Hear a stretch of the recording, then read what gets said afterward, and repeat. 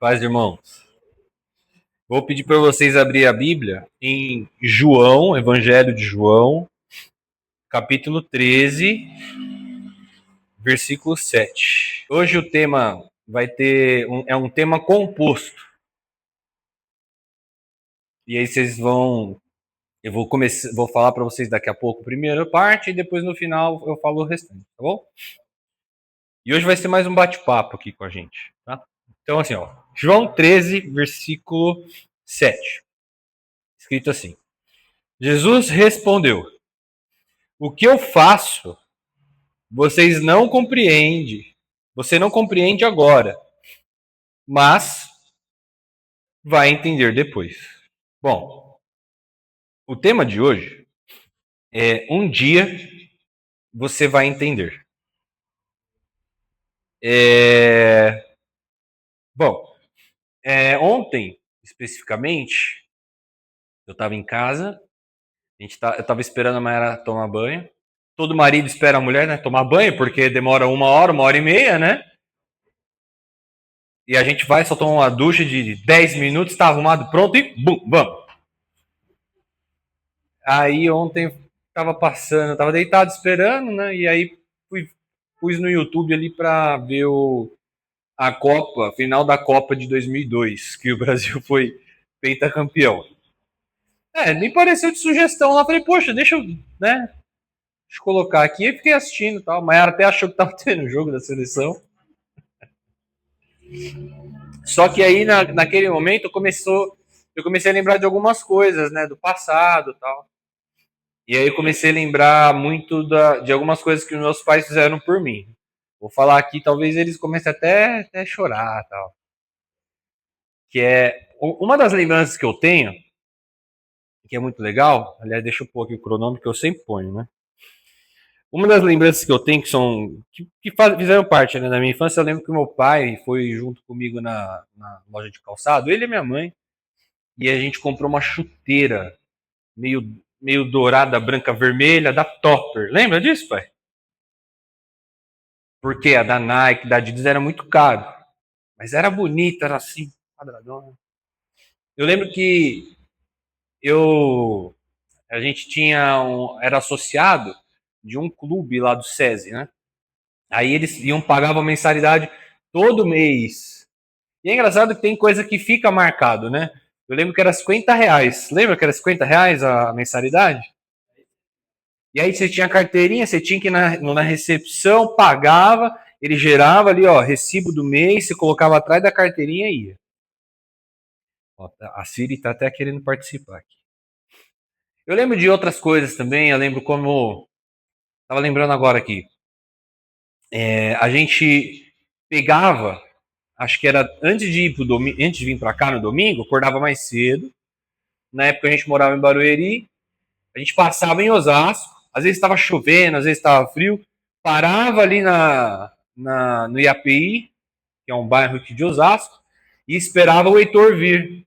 Lembra? Às vezes estava chovendo, ele abria aquela portinha de metal, entrava. Eu consigo lembrar do perfume do Heitor entrando.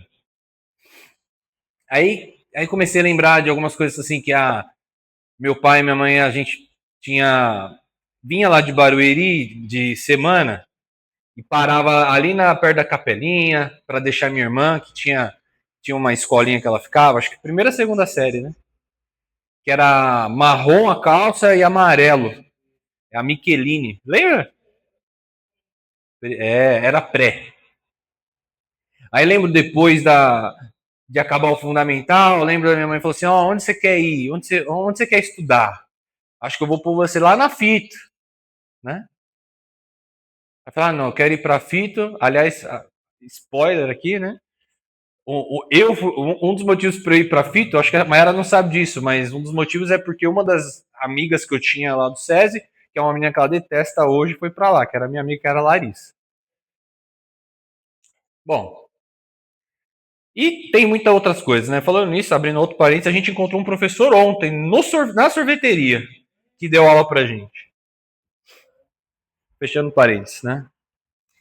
Mas eu comecei a lembrar de todos esses sacrifícios que os meus pais fizeram. né? Meu pai, minha mãe. E quando eu pensei nisso, eu consegui começar a enxergar o amor que o pai e a mãe têm, né? Para com o filho, abre mão de coisa. E a gente tem um amadurecimento depois que a gente fica. Não que a gente fica só adulto, mas quando a gente começa. A gente casa, a gente sai, a gente tem nossas próprias contas e tal. E aí eu começo a pensar também, a refletir as coisas que Jesus faz por nós. Né? E aí a gente começa a entrar um pouco na palavra. Que é, a gente nem sempre consegue entender aquilo que Deus está fazendo. Né? Então eu vou dar um outro exemplo. Vocês falaram que vocês estão gripados, agora eu comecei a ficar gripado. Ai, meu Deus, hein? Ai, meu Deus, hein? Ai, meu Deus. Cadê minha água aqui? Eu lembro, tava lembrando também ontem ou hoje, eu lembro que meu pai. Quem usou aqui aquele jornal Primeira Mão? Além do meu pai. Pois é. Primeira Mão. Você lembra, amor, do Primeira Mão? Primeira Mão era um jornal. Ó, pelo incrível que pareça, antes não tinha site para comprar os seus lookinhos. Não tinha Shopee, não tinha AliExpress. Não tinha. O jovem que tá vendo aí não tinha. Não tinha Shein.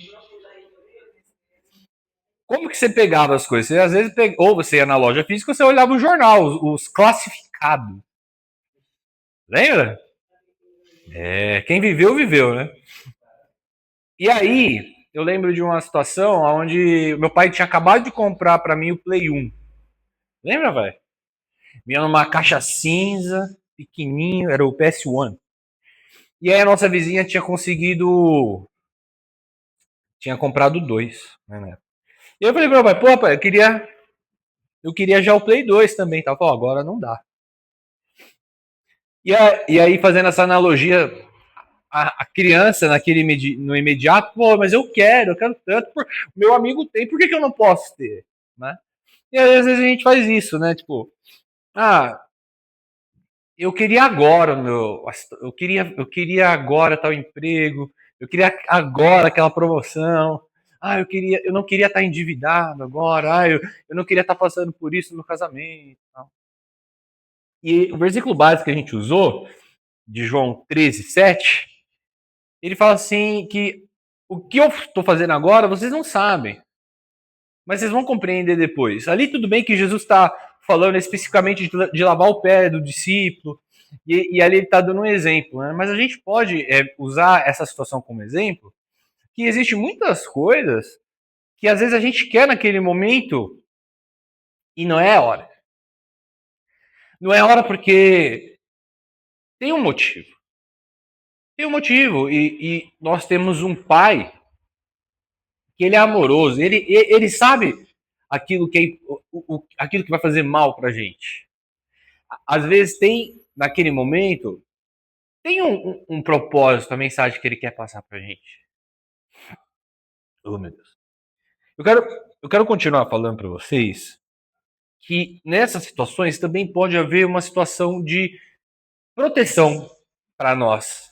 E às vezes a gente quer algo exacerbado, mas às vezes a gente está sendo protegido. O próprio Davi, o rei Davi, lá antes mesmo de Jesus, ele falava que o Senhor te guardará de todo mal. Está lá em Salmo 121. E tem coisa que a gente simplesmente não vai enxergar. Por que eu passei? Vou dar o exemplo da Mayara, que trabalhou no Detran. Não deveria ser novidade para ninguém, né? Que o Detran é ruim, né? Não é novidade para ninguém que o Detran é ruim. Imagina quem trabalha lá. Né? Vou dar o seu exemplo. Passei algumas coisas ruins no Detran. Talvez ela não entenda o que ela passou, só quando ela estiver no céu. E existem muitas situações que a gente passa aqui que a gente só vai entender no céu. Mas quantos acidentes será que a gente já foi livrado? Quantas doenças que a gente evitou de pegar? Quantas decisões erradas Deus impediu que a gente tomasse? tem muitas bênçãos que são invisíveis para a gente, e às vezes essas bênçãos elas acabam chegando através de um não de Deus para nós. Em Romanos 8, 28, existe um versículo que eu gosto muito. Mas é um versículo que as pessoas, as pessoas mais os cristãos, né? Elas enxergam de uma faceta, de uma perspectiva diferente. Que é, todas as coisas cooperam para o bem daqueles que amam a Deus. Só que aí quando você escuta primeiro esse versículo, você fala assim, eu vou conseguir aquele trampo, porque todas as coisas cooperam para aqueles que amam a Deus, eu amo a Deus demais, eu amo a Deus demais, não, eu vou trocar meu carro, eu vou pegar aquele Unity novo que saiu, aliás, belo carro, hein? Belo carro. Porque Deus é fiel e eu amo Deus e todas as coisas. Não é muito bem assim, meu irmão. Olha só. Olha só. Na verdade, é que, embora você esteja passando por um momento por essa jornada, esteja difícil, fique tranquilo. Todas as coisas cooperam para o bem, para aqueles que amam a Deus. Sabe por quê, irmãos? Porque o próprio Cristo já falou para a gente que neste mundo nós teremos aflições. Isso já caracteriza o quê? Que vai ser difícil. Então a gente não pode olhar por uma perspectiva de que nós seremos servidos. Embora a gente tenha um pai amoroso, aquilo que o pai melhor pode dar para o filho é o ensinamento de como viver. A gente pode ver aí um contraste aí na sociedade que, na maioria das vezes, quando o pai dá algo ao filho, algo material, o que acontece normalmente? O filho não dá valor. O filho fica mimado. Não é verdade? Por isso é muito importante esse tipo de ensinamento. Vou dar um exemplo. A Alice teve 3 filhos. Quanta pancada já não deu neles? Pancada, não só literal, claro, mas tu falou assim, quantas correções. Minha mãe, quantas vezes ela pega no meu pé, até hoje, eu com 33 anos, minha Maria, meu pai. Amor, já teve uma chamada de atenção da sua mãe violenta que eu já presenciei desde lá atrás. Por quê? Porque por trás tem o ensinamento, tem a proteção. E a gente faz essa analogia, todas as coisas cooperam para nosso bem. Nosso Pai amoroso. Se aquela porta foi fechada, será que não era Deus mesmo cuidando da gente? Será que, putz, meu pneu furou, rapaz? Será que não era uma proteção de Deus? Será que, de repente, aquele... Caraca, moto e helicóptero ao mesmo tempo? Será que aquele término amoroso não foi um livramento de Deus?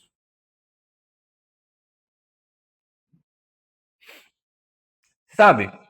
A gente precisa começar a confiar mais no nosso Pai. Tem um versículo legal que fala que quanto mais o nosso Pai, que estás no céu, vai nos dar coisas boas. Dará coisas boas ao que lhe pedirem. Né? E aqui no livro de Mateus ele fala assim, vocês sabem dar coisas boas para os seus filhos. O vosso Pai também sabe, o vosso Pai ama vocês. E a maioria das pessoas, as pessoas do mundo, né? Elas enxergam Deus como um juiz, um Deus distante, um Deus que se você não fizer, você vai ser castigado. Se você pecar, você vai para o inferno. E o Evangelho ele tem um conteúdo muito maior, né, sobre a salvação, né? Afinal, todos já estão predestinados ao inferno. E Cristo fez essa conversão. Mas o Senhor tem prazer em nos abençoar. E sabendo desse amor, a gente devia confiar um pouco mais nele. E a maior prova desse amor, ela está relatada em João 15, 13. Fala, ninguém tem amor maior do que esse. Do que dar a alguém a sua vida pelos. Não tem maior amor do que esse, de dar a alguém a sua vida pelos seus amigos. Romanos 5,8 fala que Deus prova o seu amor para conosco em que Cristo morreu por nós, nós sendo ainda pecadores. E foi o que eu falei, eu fico muito emocionado, né, quando eu lembro das coisas que meus pais fizeram, porque hoje eu tenho essa ciência. E eles entregaram parte da vida deles para que o Gabriel, a Sara, minha irmã, pudesse se formar, pudesse crescer como sociedade. Mas Cristo entregou a vida inteira. Cristo entregou o seu corpo para que nós pudéssemos ter a salvação. E talvez a gente não tenha essa magnitude. E eu achei legal porque meu pai confirmou hoje a palavra aqui, né? Que ele falou assim que às vezes a gente não tá, no dia a dia a gente não se toca, né? Então, é muito importante que a gente comece a perceber essas coisas, né? Eu falei que o tema, ele tinha o tema é composto, né? Ele começa por um dia você vai entender, mas na verdade ele se complementa que um dia você vai entender as coisas que eu faço por amor a você. Às vezes a gente realmente não consegue enxergar. Mas essa mensagem, ela é muito mais sobre uma nova postura de fé e confiança no Senhor do que apenas uma mensagem de nostalgia, né? Talvez conforme eu tenha ido falar, você tenha aí se lembrado de alguma coisa do passado que seus pais fizeram por você e tal, tudo mais. E é muito gostoso, né? Você vai começar a lembrar, você começa a viajar mas na verdade é para a gente começar a ter uma visão diferente daqui para frente. Eu vou dar um exemplo aqui, bobo, um exemplo bobo. Esses dias no final desse semestre agora, né? A Mayara estava conversando comigo e tal, e ela falou assim, porque tem uma DP aqui que a faculdade colocou, e eu não sei o que eu vou fazer, agora eu não sei se vai dar tempo, tá quase, não sei o que, blá blá blá. Falei, calma, jovem.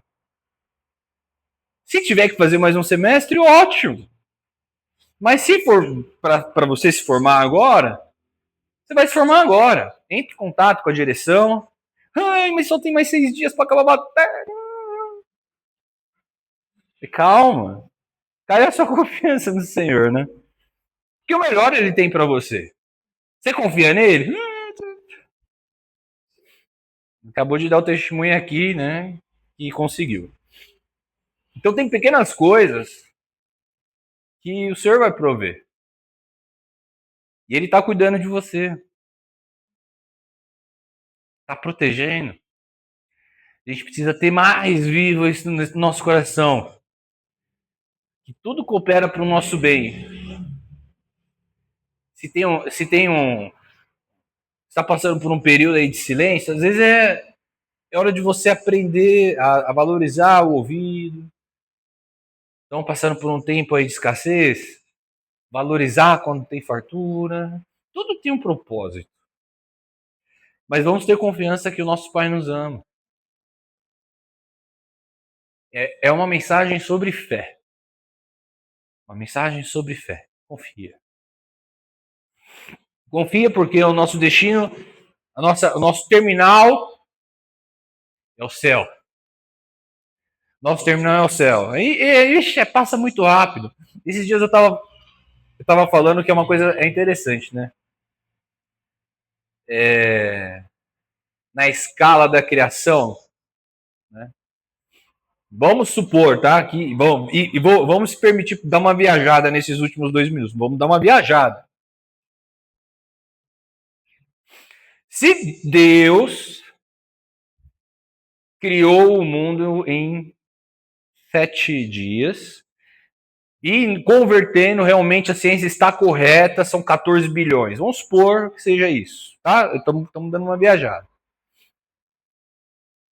E a história humana, da criação humana, desses 7 dias, convertendo para anos humanos, A gente está falando aí, sei lá, 100 mil anos. E mesmo assim, nesse período curto de tempo, Deus sendo tão sábio, tão maravilhoso, infinito em sua própria plenitude, ainda nos amar tanto assim, ter uma mesa de trabalho, uma área tão grande como o universo, se importando com um planeta pequenininho no universo aqui da gente.